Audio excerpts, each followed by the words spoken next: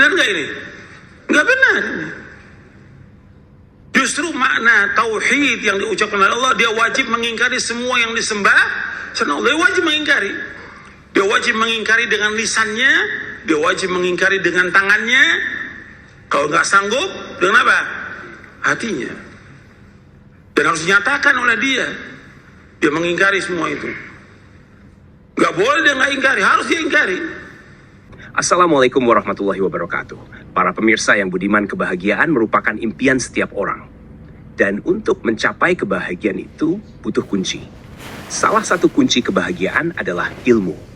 Sebagaimana sebuah perkataan bijak bahwa man aroda dunya fa'alaihi bil ilmi. Wa man arodal akhirah fa'alaihi bil ilmi. Wa man aroda humma fa'alaihi bil ilmi. Barang siapa yang ingin bahagia di dunia, maka harus dengan ilmu. Barang siapa yang ingin bahagia di akhirat harus dengan ilmu. Dan barang siapa yang ingin bahagia di dunia dan di akhirat, maka harus dengan ilmu. Oleh karena itu, ilmu merupakan kunci kebahagiaan. Salah satu ilmu terpenting yang bisa mengantarkan kepada kebahagiaan itu adalah ilmu tentang akidah. Karena masih banyak orang yang belum memahaminya dengan baik, meskipun gelarnya selangit. Dan ada yang mengatakan gelar selangit akidah seuprit. Na'udzubillah min zalik. Oleh karenanya, simak salah satu penjelasan penting Ustaz Yazid rahimahullahu ta'ala berikut ini. Karena masih banyak orang yang belum memahaminya, meskipun gelarnya selangit. Maka ungkapan la ilaha dalam syahadat la ilallah, tiada ilah yang berhak diibadahi dengan benar selain Allah, berarti kalimat la ilaha illallah dari kalimat la ilaha ini artinya berarti melepaskan diri dari semua sesembahan selain Allah. Seperti yang tadi saya sebutkan, la ilaha illallah mempunyai berapa rukun? 2. Yang pertama nafi, yang kedua isbat. Nafi artinya nafian jami'a ma yu'badu min dullah, menafikan yaitu semua yang disembah oleh manusia kepada Allah. Jadi kita wajib menafikan, kita wajib mengingkari. Jadi nggak dikatakan orang itu bertauhid kalau dia tidak menafikan sesembahan selain Allah. Sekarang ada orang, dia mengatakan, saya bersyahadat asyhadu an la ilaha illallah wa asyhadu anna Muhammad Rasulullah.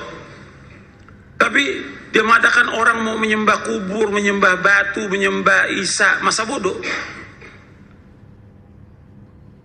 Benar nggak ini? Nggak benar. Justru makna tauhid yang diucapkan oleh Allah, dia wajib mengingkari semua yang disembah selain Allah. Dia wajib mengingkari. Dia wajib mengingkari dengan lisannya, dia wajib mengingkari dengan tangannya. Kalau nggak sanggup, dengan apa? Hatinya. Dan harus dinyatakan oleh dia. Dia mengingkari semua itu. Nggak boleh dia nggak ingkari, harus dia ingkari. Ketika dia tidak mengingkari, berarti dia sama dengan mereka. Bagaimana dia orang mengucapkan Allah, tapi dia nggak mau tahu orang menyembah apa aja, masa bodoh. Dia tidak mengingkari, berarti nggak benar la ilaha illallah. Sedangkan kalimat Allah yang dia ucapkan la ilaha illallah, rukun yang pertama saja dia wajib menafikan, mengingkari semua yang disembah selain Allah. Kemudian baru yang kedua, isbatul ibadah lillahi, menetapkan ibadah hanya kepada Allah.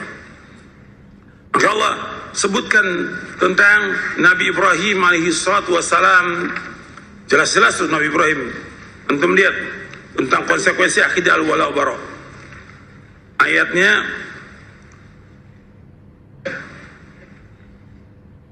di halaman 494, yang buku yang saya nih, yang cetakan terakhir ini, halaman 494, dalam surah Az-Zukhruf ayat 26 sampai ayat 28. Surah Az-Zukhruf surah 43 ayat 26 sampai 28. Wa idh qala Ibrahimu li abihi wa qaumihi innani bara'u mimma ta'budun ila alladhi fatarani fa innahu sayahdin wa ja'alaha kalimatan baqiyatan fi 'aqibihi la'allahum yarji'un. Ingatlah tatkala Ibrahim berkata kepada bapaknya dan kaumnya, sesungguhnya aku berlepas diri. Jadi awal dakwah itu udah berlepas diri dari apa yang mereka sembah. Ilal ladzi fatarani, kecuali zat yang telah menciptakan aku, yaitu Allah. Fa innahu sayahdin, dan Allah akan menunjuki aku. Wa ja'alaha kalimatan baqiyatan fi 'aqibihi la'allahum yarji'un. Allah jadikan kalimat ini, kalimat Allah, ada kalimat yang kekal untuk anak keturunannya sampai mereka kembali kepada kalimat ini. Wa ja'alaha kalimatan baqiyatan fi 'aqibihi la'allahum yarji'un, agar mereka kembali kepada kalimat ini, kalimat dari Allah. Jadi pernyataan Ibrahim setelah Ibrahim mendakwakan bapaknya, mendakwakan kaumnya dengan lemah lembut, didakwakan. Nah, Allah balikan dalam Al-Quran, nanti bisa lihat nanti bagaimana dakwahnya Ibrahim dalam surah Maryam, dan juga dalam surah yang lain bagaimana Ibrahim mendakwakan bapaknya, terus didakwakan, tapi kemudian tidak terima. Maka setelah itu Nabi Ibrahim berlepas diri